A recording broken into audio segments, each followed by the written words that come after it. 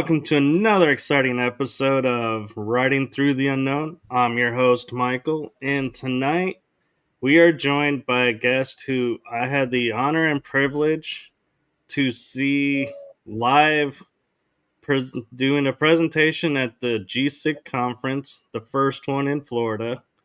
And she was also at the second one where we saw you could see on live stream. But it is my pleasure and honor and blessing to have her on this show tonight. And I feel she has so much great information to share with you all. So I am going to hand it over to her to introduce herself. The one, the only, the amazing, talented Sherri Divband. Oh, thank you so much, Michael. This is our first time connecting, and it's an honor for me to be invited onto your platform. So thank you so much for having me, and to your audience for joining us tonight. Yes, thank you. And for those that may not see you on all the speaking circuits that you're on, would you mind giving a little bit of background of what you do for the children in the awakening? Yeah, sure. It's a long, complicated story, but the very brief Cliff Notes version of it is that I have been a registered veterinary technician as my career essentially for over 20 years. So I dedicated my life to animals. I worked in the intensive care unit and for many of those years. And because I worked in such a difficult arena of veterinary medicine, I learned what's it called? Reiki. I couldn't think of the word. I learned Reiki because I was looking for alternative healing methods for the animals. I never was intending to work on people for many, many reasons that I talk about in my conferences and in my books that I've kind of explained my story. So I focused my attention on animals. I did animal communication for many years. I had a side business of animal healing, and that kind of geared me into the direction of human healing, healing work with people, because a lot of times when I would do animal communication with people's pets, the animals would tell me that it's their family members that are in need of the healing, and they're taking on their traumas, they're taking on their stress and their anxiety, and a lot of the behavioral issues they were having was a result of them trying to get their family members' attention, or the whole family, because they were under a lot of stress. So I was repeatedly telling the owner of the animal, I'm getting this message that you are in need of healing.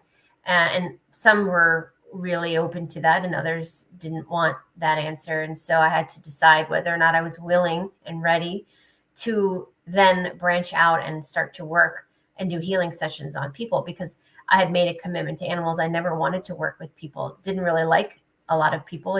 Because I didn't have that trust for people, just due to traumas that I went through. And eventually I decided to start working with those people, and I started doing a healing practice. So it started out as I was doing energy healing and Reiki, and I started teaching people how to heal themselves, how to work with crystals, like esoteric and metaphysical. I became a teacher, and I started to teach large groups of people, small groups of people. I opened up a wellness center simultaneously to that. I started working at the National Zoo. So I moved from intensive care and critical care to wildlife and conservation. And throughout that journey, I was also having children, and my children, I have 3, and each one of those children has contributed profoundly to my awakenings, starting with my first when I was 23 years old. He really opened my heart and created this environment as a catalyst for my healing, my first level of awakening. And the animals were part of that as well. And then as I had more and more children, another layer of me went through a grand healing and awakening. And through that, my gifts transpired, and I started to tap in more to my innate abilities that I had turned off, I think, due to childhood traumas. So throughout those years, I started working with women and helping them have natural childbirth, called hypnobirthing, and I learned hypnotherapy. So I was a transpersonal master hypnotherapist, basically, and I would do sessions with couples to help them have natural births. And I did that for a while, and through that, I started working with children, because then I started working with their babies and their children, and then I started attracting a whole demographic of nonverbal, what I refer to as the labeled children. I don't use labels for specific reason, which we can get into, which I also speak publicly about, the mislabeling of children. And I started helping families communicate with their nonverbal children, or their labeled autistic or ADHD, helping them figure out the reasons why their child was having these difficulties in school, and having these challenges, and not looking at people in the eyes, and having nightmares and night tremors, and they were very psychic, and how to help families navigate their psychic children. So from that, I have Aramis Creative Learning Center and Aramis Collective, which is a nonprofit where I work with New Earth children, and to help the families and the children themselves navigate through their psychic abilities, and the apparent new level of children that have come into this planet within the last probably 10 to 15 years. And I work with those children to help them navigate the world right now, because we're going through a transition period. So there's a lot of information to unpack there. So that's a really brief kind of synopsis, but there's a lot of different ways we can get more in depth if you want. I will say the one thing that I think in listening to your talk that kind of pulled me in a way into where I was like, so in transparency, I was telling Sherri behind the scenes that I had, after listening to her lecture, started following her and kind of supporting and watching in the background. And I think what it was is, like you were saying, the fact is, you look at children as, okay, this is where they are, not what they're labeled as. Mm-hmm. And I've been the same way. As I had a semester in school where I was helping as a teacher's aide during school for autistic kids, and a lot of them I was like, there's no difference between them and me, except they, I feel like, are misunderstood. They're Mm-hmm. seeing the world on a whole different level than we are. Yeah. And because we don't understand it, we view them as the ones that are, quote, broken, when I feel like it's us that are the ones that are broken, because they're the next level. Right? They're here to awaken us, to activate us, and to help us see through the illusions.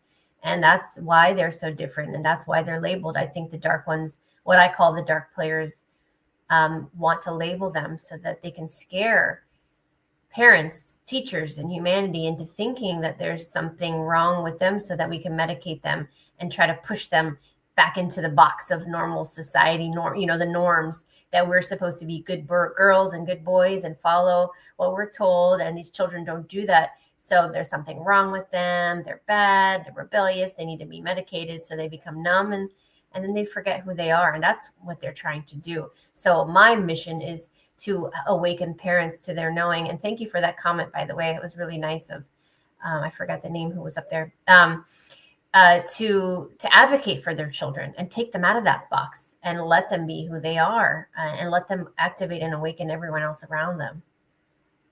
All right, that was harmonious stasis. Yes, thank you. And I agree. And I feel like it's, I wonder your thoughts of if it's because, like, we had people like James Twyman who said, oh, here come the indigo children. They're going to reinvent the world as we know it. And so they put like a huge target, so to speak, on them and made them feel different from everybody else. Like they're the special ones. And so I wonder if our quest to kind of identify them as the next evolutionary track or an awakened state are we doing a disservice by pointing that out and saying, pointing fingers at them and saying, look, here's, where we're heading. Look here, because then I feel like, yeah, that's where the dark ones come in and try to suppress. You're right to some extent, but not at the same time. And I don't like using terms right or wrong, because no one is right or wrong ever. It's just points of view and perspectives. But what's happening here is they are very intelligent.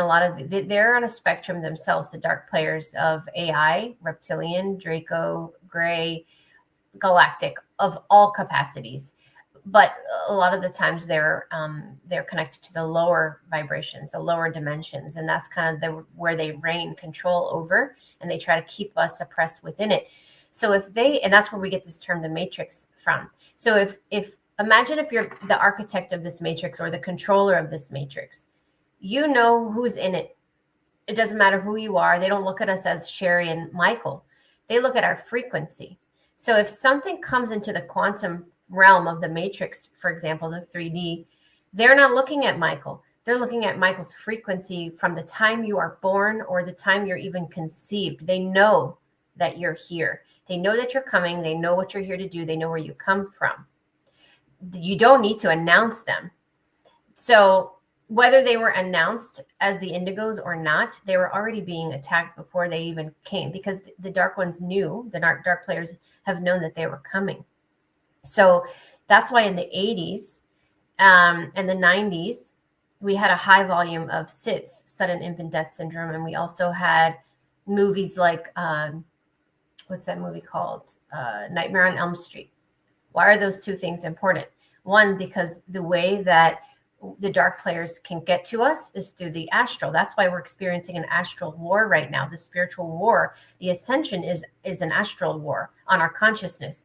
So they are interested in our consciousness, because then they can enslave the body. It's the consciousness they want. The body is just a byproduct of the consciousness. So they can control us by using our body, but it's the consciousness that they want.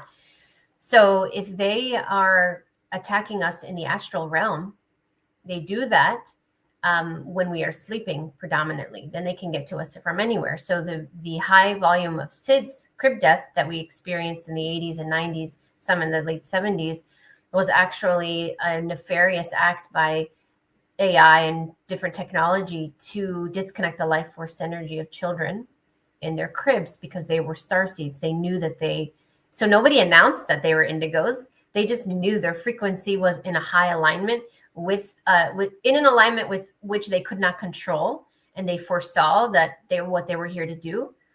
They had to disconnect that. Same with the movie Nightmare on Elm Street. That was a true story. We know that they hide in plain sight, so they tell us what they're doing. We just think, oh, it's a movie, it can't be true.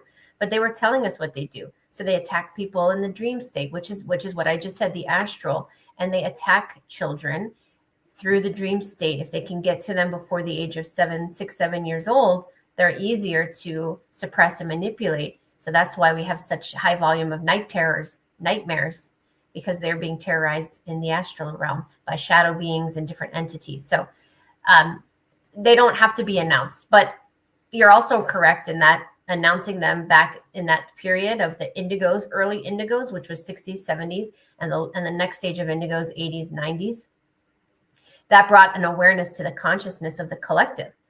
So it's twofold. A lot of things were happening at the same time.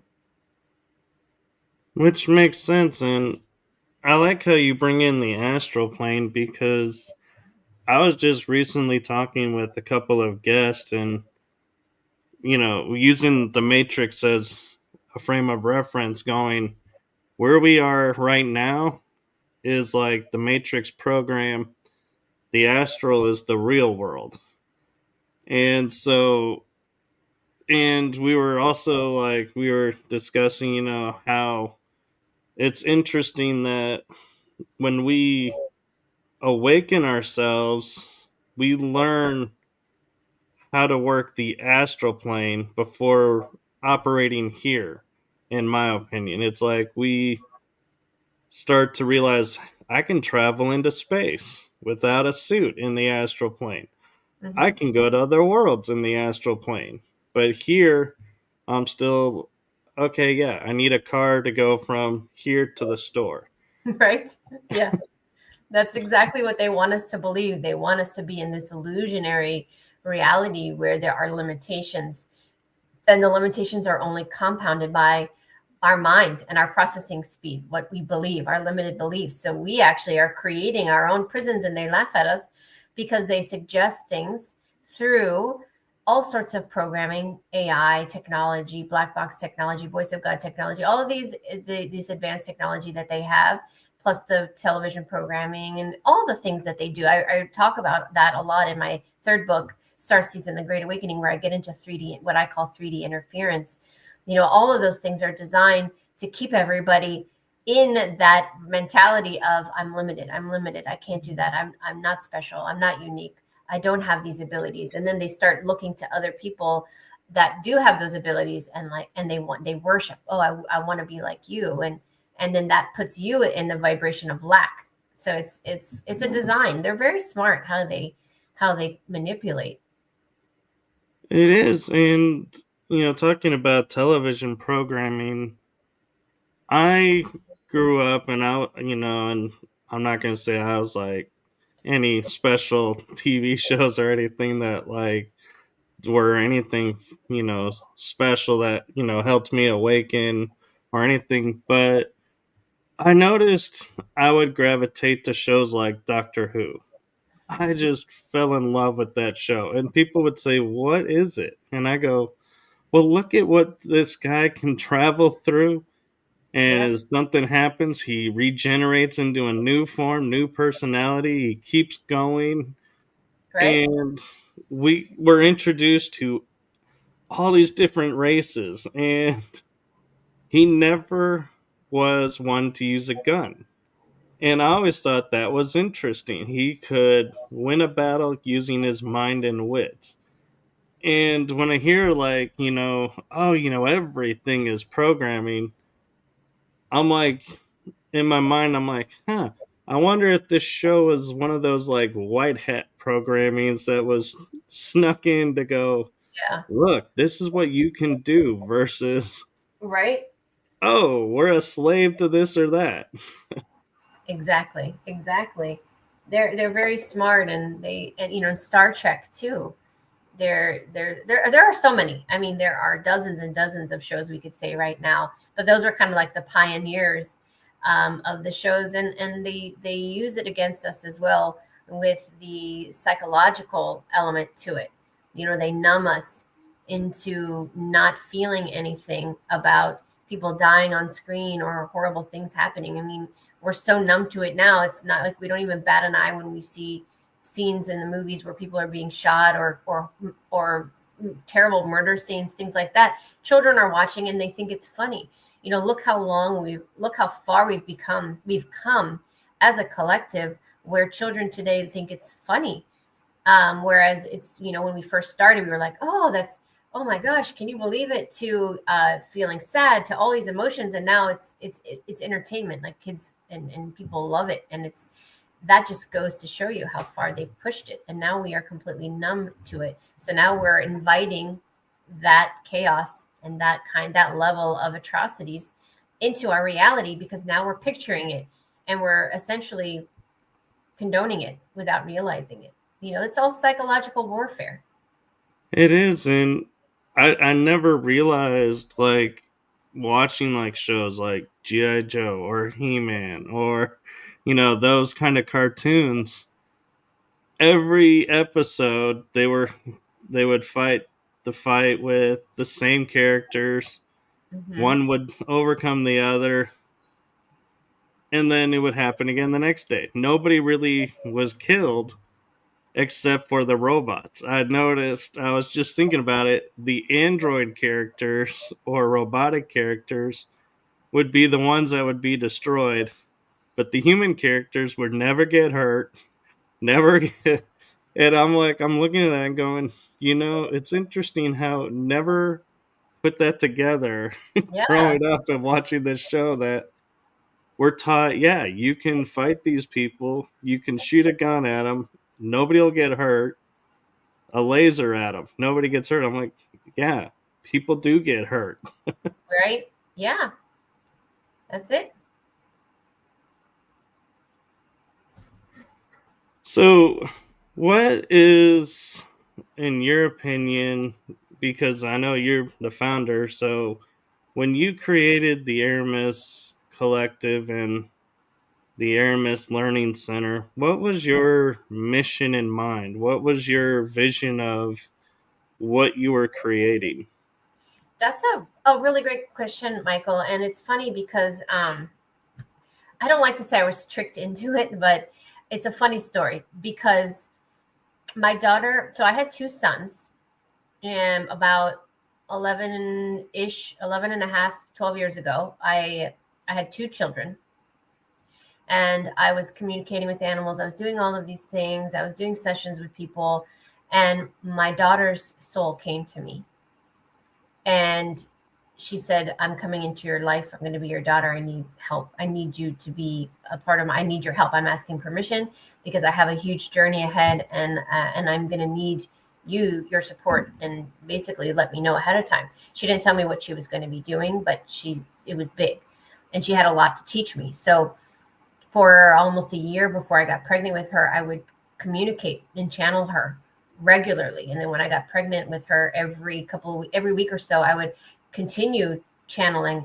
And I almost all the information I knew up until she was born, I learned from her. She's been one of my greatest teachers. The soul of my daughter was a vast knowledge. I mean, just so much information. And she's the one that taught me about children and the different types of children. And that's how I wrote about them in my book, Divinely Guided.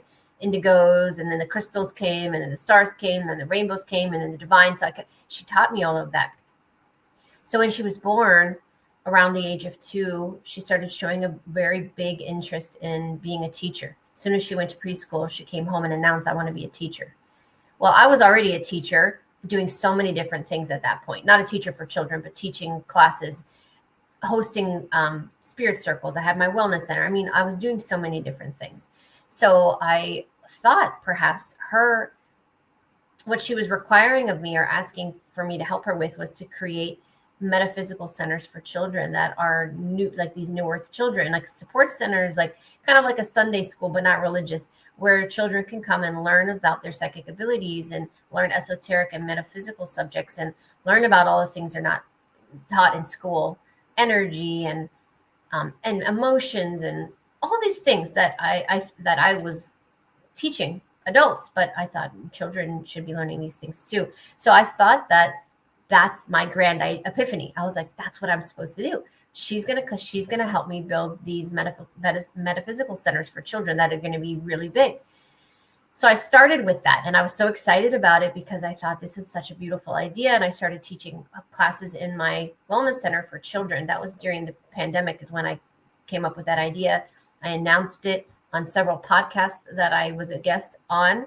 I named it Divinely Guided because I kept hearing Divinely Guided over and over. My second book's name is Divinely Guided. I was told that these children are divinely guiding us. And so I was hearing that term a lot. So I decided I'm going to name this metaphysical center Divinely Guided Children. And it was called like a metaphysical center for children or something like that. I can't remember exactly. But then COVID happened and the pandemic and everyone knows what happened at that point. And children were faced, they were forced home and to do school through Zoom. And a lot of parents became acutely aware of the education system and the disservice it was doing. And more parents were talking to each other than they ever were before because they weren't distracted by, their normal job, like, being in the matrix, basically everything stopped. And now people were suddenly talking to each other. And I was going on podcasts talking about children and things that I knew. And I received overwhelming emails by the thousands from people all over the world. I mean, everywhere in Australia, Europe, Canada, all over the place. They were saying, I love your idea. When are you going to open one of these centers in my area? I would love for my child to go to something like that. I want to take them out of school. And it just became so much bigger than I expected. I said, I don't know if I want to take on the education system. That's not really my forte. I'm a spiritual advisor and I'm a coach and I work with children, but not in like the core curriculum that we call school. So my grand vision shifted to, okay, now I understand. I had that epiphany. This is what not because she wanted to be a teacher, and her whole life was school at that time. And I realized, oh, this is what she wanted. It's not just a metaphysical center. Like, I am helping shift the trajectory of the future of education into conscious-led education. What I'm doing now, and I changed the name immediately to Aramis Creative Learning Center to honor her, because this is her legacy. This is what she wanted. And so it's been about 4 years now, and it's strictly online right now, so we can service children all over the world. I mean, it's as long as they speak English right now, because it's English led and within the time zones that are appropriate for people that are accommodating to their time zone. But it's really focused on esoteric and metaphysical topics for right now. But the grand idea is to open physical centers in the States first, and then expand internationally to create Aramis resource centers everywhere, but each individually led by the parents in the community on what it is that they need in their community, because it's going to be different whether you're in rural or you in the city. Where are you located? It matters. And so that's what we're working on now, is trying to get the first the first location open in Florida, and then expand from there. So the vision started as this small little thing, and it's turned into this grandiose, and I'm very protective over it, because I believe that I am an ambassador for the New Earth children to shift the future, and the generations to come, to no longer be indoctrinated, and to have a safe space for learning that is self-directed and family directed, and they have a choice on how they learn. And there won't be any labels anymore, because we won't need them. We're not trying to put them in boxes. They're able to be who they are. And the mentors, which I call, instead of teachers, we're changing the language. We don't use school, because that's an anagram for louche. We don't call them teachers. So it's all about supporting. So we support them in their journey. It's completely different than what we see right now. No, that's perfect, and I love that. And I have to agree that, the system is flawed. I won't say is broken beyond repair, but there does need to be some major changes to it. And I love how your perspective of it is, I'm not going to take them on. I'm just going to offer an alternative, which in their free time. So it's not like you're not saying, oh, the classes are only available during school times. So, Yeah. and so that's perfect. And I, I can't help wondering, you mentioned two key things that piqued my interest in your intro as well about yourself. And that was, with the traumas that you experienced growing up and in life, you went into veterinary. So I'm wondering if you feel like the work with the animals and how you talk about communicating with them helped prepare you for this next stage. 1,000%, Michael. Absolutely. That is the epiphany that I came to when I was, really far into my veterinary career, if you want to call it. And I felt myself pulling away. And I thought to myself, gosh, what a waste. I've wasted all this time, and I'm going to go in a completely different direction. And I'm working with children. And I felt like I was abandoning the animals. And I felt a little bit a little bit of remorse, guilt about it. Right. Because I'm like, well, how can I dedicate so much time and say I'm going to fight for the animal kingdom? I'm going to save every animal, because that's what I thought as a young girl. And now I'm abandoning them. These are the thoughts that I was having. Obviously irrational looking back, but in hindsight, but necessary for me to go through that grievance, because I realized that the animals saved me. Because when I was a young child, I was a child to teen parents. I was the only child to this day still. They never had other children. They didn't stay together. And I was lonely, and we moved around a lot. I was bullied a lot, and I was like a weird kid. Sorry, my fan is blowing on me. It's tickling me, my hair. But it's so hot in here.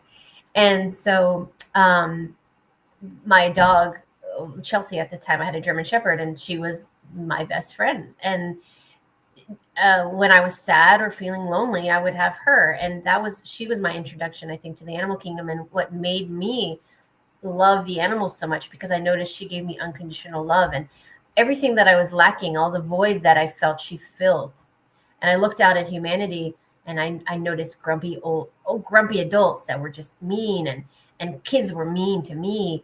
And I'm like, I don't trust any person, and all the bad things that happened to me. I just became reclused a lot, and I didn't feel connected to humanity at all. So animals were the only thing that made me feel whole, and I felt safe because they gave unconditional love without question. I never got in trouble. I never got yelled at. I never got beat up. I never got tortured and made fun of by an animal. It was unconditional love always. And I wanted to feel that all the time. So my idea of going into veterinary medicine was because I thought at the time they could save me and I could stay like that in this bubble. But what you don't realize when you go into vet medicine is that you actually deal with people in such a big way, because the owners of the animals can be very entitled, very argumentative, demanding. And I was like, what the heck? So that's a big part of why I went into ICU, because I was hidden in the back. And a lot of times the owners weren't allowed back there, and I could just be with the animals, and I had my patients, even though they were in critical care. I felt like I could just give them the love and support that they gave me, and no one would bother me back there. Right. And I hid for a long time. I did that. So that wasn't a doorway for me, I think, to the animal kingdom in general at large, because I am very connected and very close to the animal kingdom to this day. And I still work with them, and it has come full circle, because I do still do animal communication. I do help a lot of people and their pets, and I still communicate with the animals all the time, and the animal kingdom, the wildlife, and they help me a lot to protect me, to guide me through the sessions I do with children and adults. So in a weird sort of way, it has come full circle. But I just didn't put that together until much later. But that's a really good question. Right. And another question I have for you is, it's kind of a theoretical type of question. Okay. And I've noticed, like, every pet that I've had, I swear they can understand me, I can understand them, and they have such a human persona about them. Yeah. Like, when you're talking with them and they don't understand anything, like, a human will tilt their head like, "Wait, what?" My Yeah. dogs would do the same thing. They would start to tilt their head. Or I had one, my mini schnauzer. I could throw a bunch of tennis balls in a corner, different colors, and say, "Grab the purple one," and he would. Or if I say, "Where's the purple green one?" he would go through, sniff around, grab the purple green one, and bring it. I mean, we had such fun playing with this, and in the back of my mind, I was like, for a colorblind dog, he's doing really good at picking out the right colors, and I'm not telling him, go, to your right, to your Right. left. It's like he's finding it on his own. And so, do you feel like there is some humanic intelligence in the animals that we're tapping into, if you're aware? Absolutely. Yeah. And I'm writing my newest book right now that I'm writing is called Healing the Human Animal Bond, because I am now focusing my attention, at least right now for this current book, to help humanity reconnect and understand the connection that we have with our animals at large, but specifically domestic versus wildlife. So domestic animals have a very specific soul contract with humanity, with humans. And they are, a lot of the time, our guardians. They're very wise ascended beings. They're not on the low hierarchy chain of advancement, and they're working their way up to human. Many, if not most, are in our soul family, and they volunteer to come into our life and be our dog or our cat or whatever they choose, based on what we want. So it's our preference. Okay, I know that Sherri's a cat person, so I'm going to have to come in as a cat. I'm just using an example randomly. I have cats and dogs, but they'll choose whatever is conducive for your environment and what you need and what you're capable of having. And they'll be with you during that short period. That's why they live short lives. At least right now, their lifespan is going to get longer in the future. But they come in and they teach us. So they give us that unconditional love and support without question to teach us unconditional love, like what I learned from my dog, to receive that so I could then give it out. So they're already very evolved. So they're connected in tune with us telepathically. They can communicate with us. So they don't necessarily use their vocals and speak in words, but they can transmute messages with us back and forth. So if you're telling them, get the red ball, they see the red ball in your mind. They're communicating. They know exactly which ball you're talking about because they're connecting to you, and they can see you grabbing the ball that you want. And there's such a profound connection. And of course they can learn our words.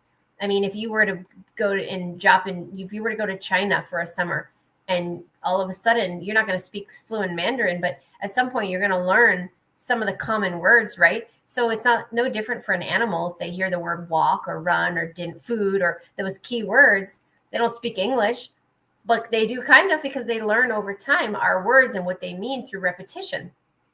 So some of it is that, but they are very evolved, and they are here as our companions. We know them. That's why sometimes we have such a profound connection, because we know them outside of here. They are souls that we have once been humans together, or animals together, or outside of in another planet together, and they come to support you in so many different ways. They heal us. They they transmute our traumas for us as much as they can. That's why many of them get sick.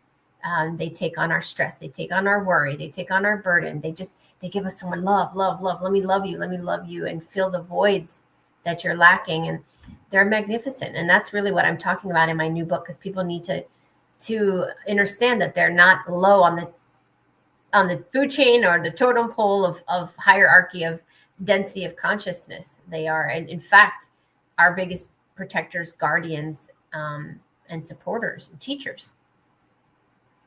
I love that, and I love how you explain that, and it kind of put into a thought in my mind and it's like, I love how the universe is like, yeah, you probably don't need to mention that thought because now it's like completely gone from my mind. Oh. But I'm wondering, when we talk about like, the connection between us and them, I had a guest that explained, and I'm curious your views of this, is when their lifespan is up and they've fulfilled their contract, they bring, when you're ready, the next step, so to speak, in your development. So a new pet arrives and they have the same characteristics or adapt to your style right away. And it's like, the bond forms right away. So do you think that that is something that they do communicate with each other and going, hey, you're going to go hang out with Sherri. This is what she likes. So if you do this, she's going to really appreciate that. And, that'll remind her that I was there. And It's like so an on and so on. orientation. Yeah. And it's not so 3D. Like, they already know because they're watching over. So if the animals come into your life for stages. So I know Chelsea, for example, my dog growing up, she came into my life for a very specific period of time, from the age of like 3-ish until I was in high school. That's when I needed the most support and that unconditional love, because it was probably the hardest time of my life looking back. And then she passed on, and then I couldn't have an animal for a little bit because I was doing that young adult thing, and I was moving around. And then when I was ready and I was settled, my cat Isla, Sphinx, came into my life. And he was there for me for the next stage, different soul, not the same soul. And he was there to support me on my next stage. And then he passed away, and the same one who I have now in a different body, different Sphinx, but it's the same soul, came back again. So the same soul can come back more than once, or different souls that from the other side will have periods of time that they'll agree, okay, I'll come in for this period because she needs this or he needs this.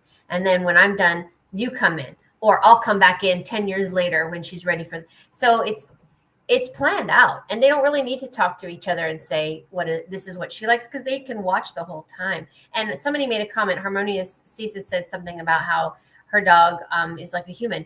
Absolutely. I just had a dog that passed away. Her name was Shiloh, and I had her in California when my son was born, and we had her for a period, maybe 13 years. She was not a dog. Anybody that met this dog, they would look in her eyes and say, she's a human. So weird. She didn't like to play.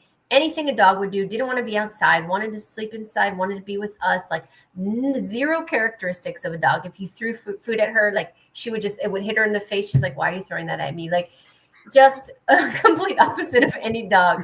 And it just became a joke. Like, and she was in my life to teach me animal healing. So she taught me Reiki and how to work with animals. And she taught me. So she agreed to be an animal, but she didn't want to be she didn't enjoy it. She was not happy to be a dog, but she did it for me. So there you go. They come in for different reasons. I just had an interesting thought pop in my head, and no, it wasn't the one I had earlier. This is a different one, but it's a concept that I feel like maybe you can answer, because you and I both had the metaphysical background.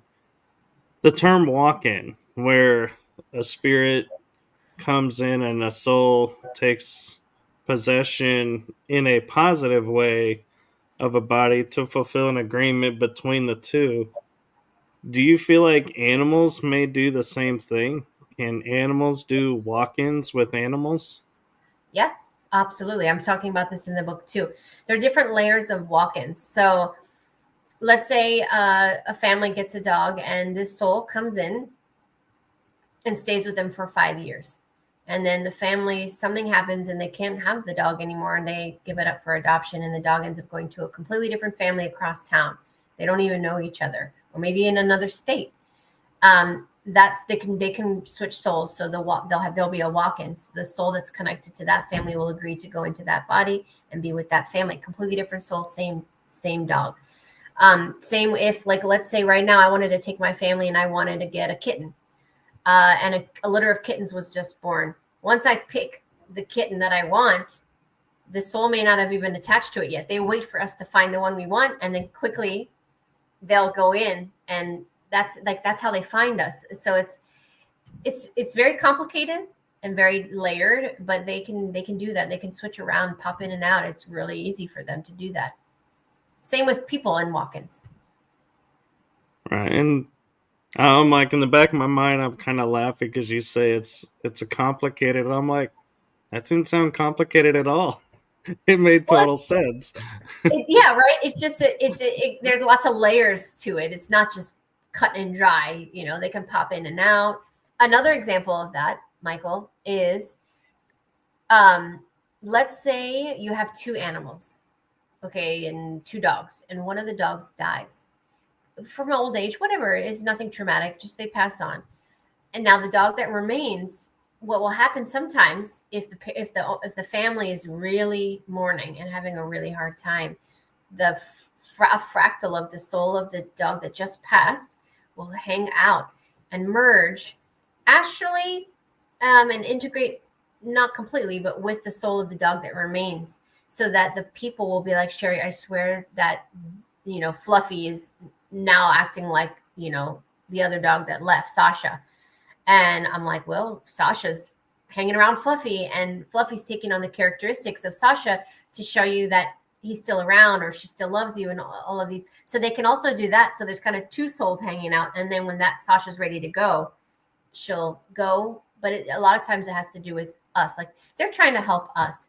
They want us to be okay. They want to make sure we're okay. And then they'll go on, because they understand that our souls are going to meet again, and already are meeting again in another plane. It's just in this reality. They want to make sure that the human version of Michael is okay when they go, knowing that they're already with your soul someplace else. But we want to make sure Michael is okay. That's how it gets a little bit complicated, but it's also really simple. Right. And I actually just had the thought pop in my head that I forgot earlier, and that was you had talked about like the bond and how one become is like the other, and you become inseparable like one. And I had my miniature schnauzer I called Spirit, and when people would ask, how is Spirit, I would sometimes slip and say, "Oh, I'm doing great." And it's not that I meant my spirit is doing great. It's I always thought of him as a miniature version of me. Like my energy level, a piece of it was in him. So he was like my counterpart. So if I, like you were saying, was feeling low and felt like, he would come and he'd be like, "Hey, remember that energy you gave me? Here's some of it," and he'd just lay next to you. And it's like all of a sudden you'd start to feel better and feel more yourself. And so I, you know, have a little bit of hard time sometimes because I was on a road trip when he passed. And so I was like, part of me is like devastated I wasn't there for him in the last minute. But the other part of me knows, he was with my parents, he was loved, and he knew I would be there if I could have been there. And part of me thinks, too, though, he chose that time because miniature schnauzers are supposed to last until 12, 13 years. He was 16. So he had gone way over. And I Yeah. felt like it's because my energy was mixing with his energy. And it was time for him to go. And I think he knew if I was there, I would not allow it, and I would keep doing the Reiki, keep doing every healing modality, keep doing everything I could to keep him there. And so I think he was like, "Yeah, I know you would be there for me, but at the same time, I know you would fight to keep me, and I didn't want to put you through that." Yeah. Yeah.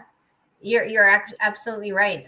They most of the time when I've done sessions on people who are so guilt ridden because they were not present with their animal when they passed because they were on a trip or they weren't home or whatever it could was.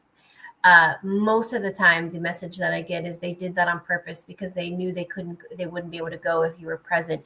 You would like pull them almost like a magnet, and their soul would not be able to leave. And so they'll take that opportunity when you're not there to exit, and it makes it easier for everybody that way, including you, actually. Um, and the second part of that is this isn't as common, but I've seen it so enough times now that I'm writing about it in my book as well, and I've also talked about it publicly many times. The We have the option of having a fractal of our soul, so it's us embody a pet from for our choosing. So they are in essence ourselves, a part of ourself, giving us love, and so they are like you're such a strong bond with your dog or your cat or your bird or whatever you have because it's actually your soul. It's you coming down to give you the unconditional love that you're not getting to love yourself. So like in essence, you're loving yourself and supporting yourself and protecting yourself. And so that does happen. I've seen it many times where that soul of the animal is you. It's another fractal of you. I'm kind of curious, and I know we're getting close to the hour, but we got. I want to ask this question because it's something that's been on my mind. Is we adopted without knowing we adopted a blind and deaf dog. They misinformed us of who we were getting because it was long distance, and our vet explained all of that, how Mhm. that works. Right. But what I found interesting was if I was on the floor, was the only one that could pick him up, so to speak, and put him on my chest, and he would be okay. Or if we had to go to the vet Mm-hmm. or to the grooming place, I was the only one he would allow to pick him up to put him where he needed to go. And I've often wondered, because we didn't have him that long, was that like just a stepping stone awakening, or was that more of a he lived a troubled life, needed loving in a way, and knew we would give it to him, so he chose to live out the last of his days with us? Beautiful question. And so, as I mentioned in the beginning, many animals choose to come here for us, but there are a good number of souls that have experienced lives as animals that have endured massive traumas. So they'll come in as an animal one more time to be partnered with a soul like yours, for example, and you're part of their healing. So it works both ways.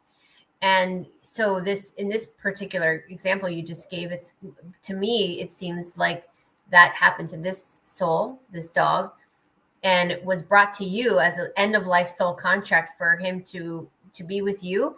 And your energy, the frequency that you gave off, was very healing and calming for him, because perhaps you knew each other, or it's just you were part of a soul healing team.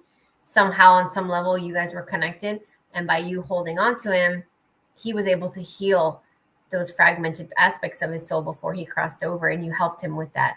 So it works both ways. It's not always they're our saviors. We are we are a lot of the times healing them as well, and that's a good example of that. I like that. Yeah.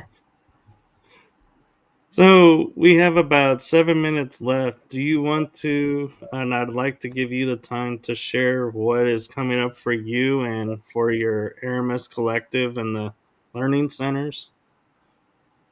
Yeah.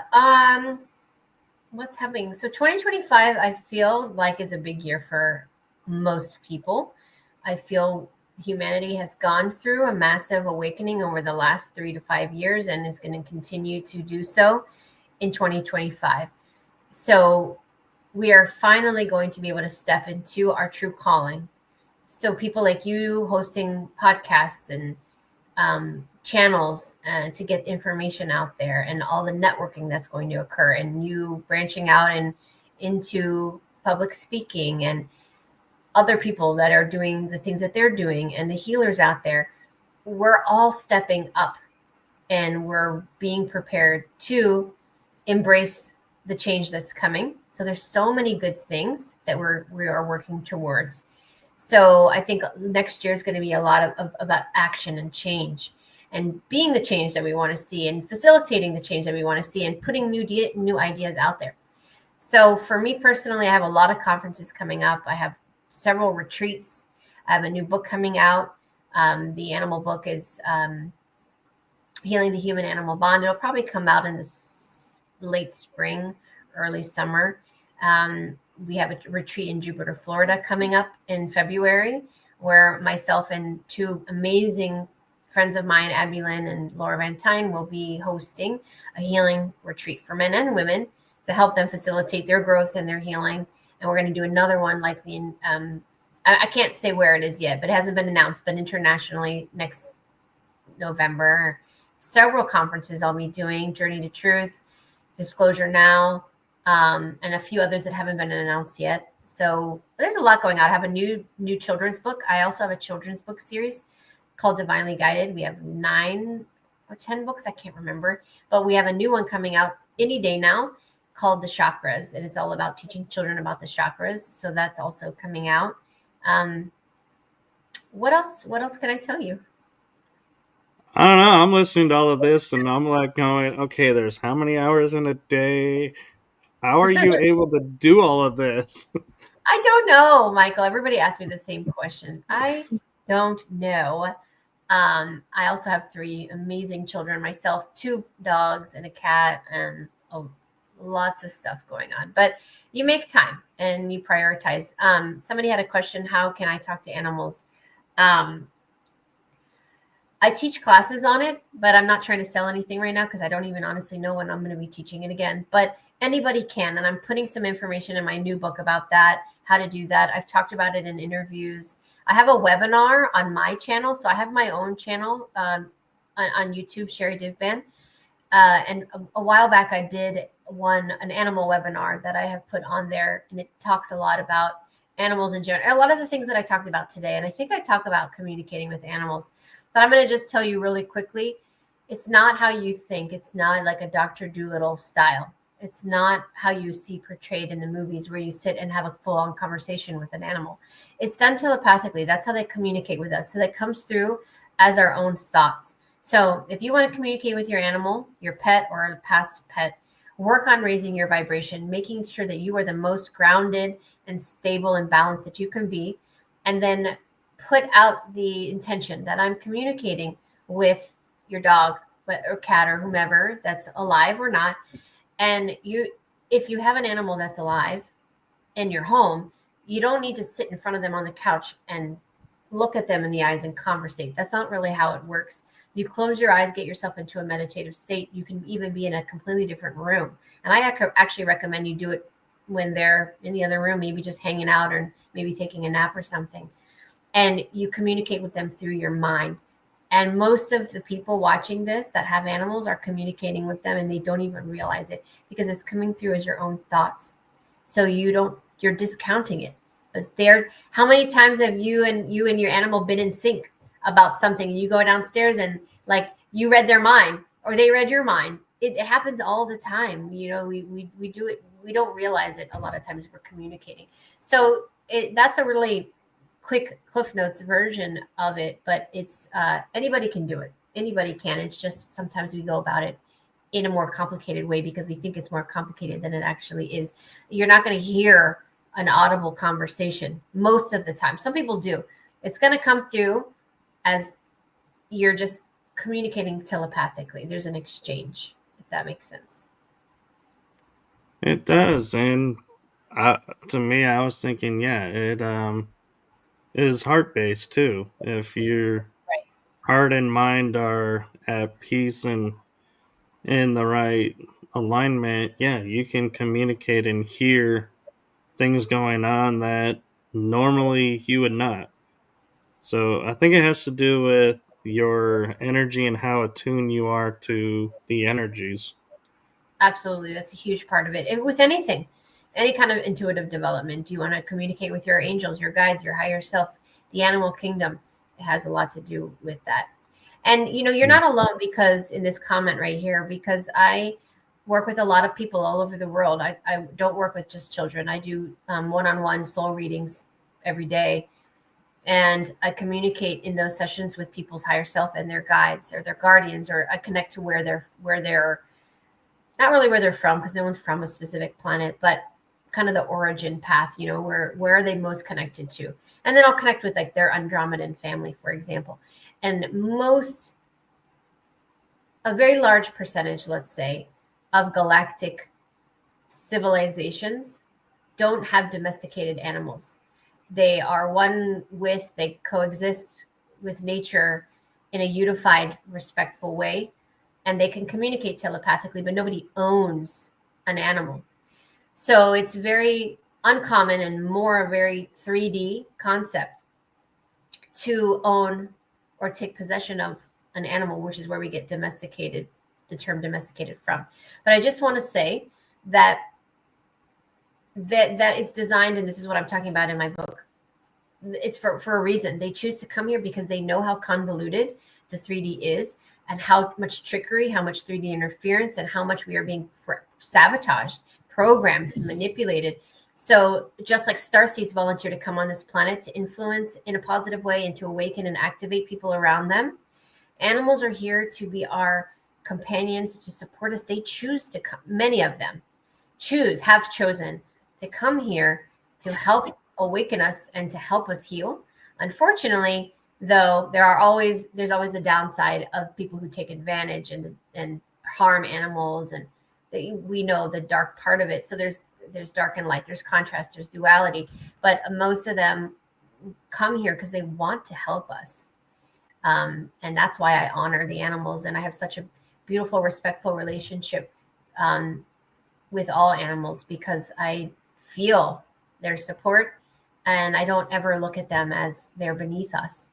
My animals are sleeping in the bed on a pillow, the same pillow I'm sleeping. You know what I mean? Like, they're very spoiled, because we love them unconditionally, to give them that same love and respect back that they give us. Yeah. So, Real quick, I know we're wanting to do on the hour, but I had a quick sure. observational question for you. When it comes to, say, dogs, cats, fish, birds, when we call them pets versus children, because like I view my dogs as my kids, Mhm. do you feel like the vibrational change is there and that's why the bonds are different and people feel and react differently with them is because one views them as an object where the other views them as family? Great question, Michael. And I think, unfortunately, with the 3D convolution, one of the things I mentioned is the word jumble that we have. Like, words have power, meaning behind them. I don't particularly like to use the word pet. I try to use animal or companions as much as possible, and I don't like using the word owner. Um, but they're mixed in with our vocabulary. It's just part of, this is what we're used to using. Same with, I don't like using the word kids, because kids are baby goats, and there's a reason why they mess with us and call kids kids, because obvious reasons. So does that mean that someone who refers to their animal as a pet is a bad person and doesn't respect them? No, I don't think most people even think about it. They're just, that's what they're called. They call them pets. They don't mean any ill will towards it. They love their animals just as much as anyone else. But I do see that people who incorporate animals as a family member and say they're their children, it's almost sometimes next level, and you can see a frequency shift. But to me, it's whatever your focus is on. What is your intention with your animal? They don't speak words, they speak frequency and energy. So whatever you feel in your heart towards them, they feel that, regardless of if you called them whatever you called them. It doesn't matter to them. They know your sincerity based on the energy that you're giving off and how you treat them. And that's why the 3D is so complicated and convoluted, because the words mess everything up. They are so convoluted. They're so jam-packed with programs and frequencies and spells that we just have to be careful. But me saying the word pet, I know in my heart that means nothing to them, because they know the love that I give means more than the word that I use. So if I forget sometimes and I say kid or pet, it's meaningless, because I've taken the power out of the word. So if we take our power back and we put out the energy and the frequency, you can say anything you want to a child. You can use all the best words in the world, but they're going to either be afraid of you or they won't. They're going to feel comfortable with you or they won't. An animal's going to feel comfortable with you or not, regardless of the word you use, because it's the energy that you give off that they recognize, and that's how they feel safe or they don't. So words are just words. It's the feeling that we give that matters. No, I love that because that brings a lot of serenity and calmness to it. Because I've often, like, I will beat myself up sometimes for saying to someone, "Oh yeah, this is, my dog." I'm like, it's not my dog I know. or my anything. And so, yeah, I appreciate hearing you saying that they don't pick up that and don't view, oh, I'm now his this or that they Right. know what's in the heart. So I'm glad to hear that. Yeah, that's why I'm writing this book, because people need to know all of these things, because we have so much guilt. And one of the biggest messages I get I receive from the animal spirits to their animal companions, their family, is tell them to stop worrying, tell them to release the guilt, because what you're doing by having that guilt and shame and all of these things is you're resisting the healing that they came to do. And so they're just going to have to keep coming back in, and it makes their job harder. So if we just release it and just accept and we surrender, it changes everything, and then they're able to do what they came to do much easier for us. It's um, they just try to teach us that. They try to get that message through the best way they can. Yes, and so I just want to share with you. I did put the links to your foundation, collective, and learning center in the description, and I somehow missed your YouTube channel, so that's why I put it on the bottom of the screen. So that is there for people to find you. So I shared as much as I could to help people Okay, I find you. appreciate you, Michael. If they want to find me, they'll find me. It's okay. It's okay. But I just want to say, with Thanksgiving being tomorrow, a very heartfelt thank you for coming on and sharing your time with us tonight. I know you have your kids waiting for you, so I'll make it brief and just say thank you for coming on and thank you for being a guest. And hopefully, we can get you back on for another episode and talk some more about this. It would be my honor. And thank you for having me on. And thank you to your audience for watching, whether you're watching live or the replay later. Thank you. And I'd be honored to come back anytime. Just let me know and we'll work something out. And happy Thanksgiving to all of you out there for the true meaning of giving thanks and gratitude, not the 3D version of what Thanksgiving represents. But we can change. You know, that's a good example moving forward through these holidays. We can still celebrate and take the power back and our sovereignty by celebrating what the holiday means to us and where we want to see it go. So it's okay to still celebrate Thanksgiving or Christmas or not. It's completely our option. Just like I'm creating alternative education, it's there as a choice. Everybody needs to have the choice. That's what I believe.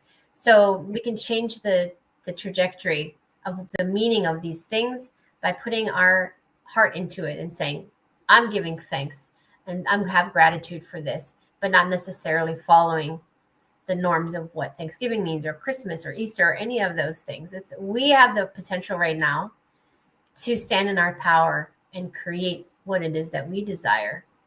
That's a superpower that we have. So happy Thanksgiving, happy Christmas, happy all of those things, happy Hanukkah, whatever it is that you celebrate or don't. And I'd be honored to come back anytime. Well, thank you. And again, thank you for your time. And we will end it here for this episode. And we will be in touch for the next one. It most likely will be 2025. So we'll get to see what's going on there. So Cool. with that, I will say good night to everyone, or good morning, good afternoon, wherever you are in the world. And if you're asleep, do wake up and watch this episode. I think you will get a lot out of it and love it. So thank you to everyone. Have a blessed Thanksgiving and have a truly thankful week out of it. So good night, everyone. Bye.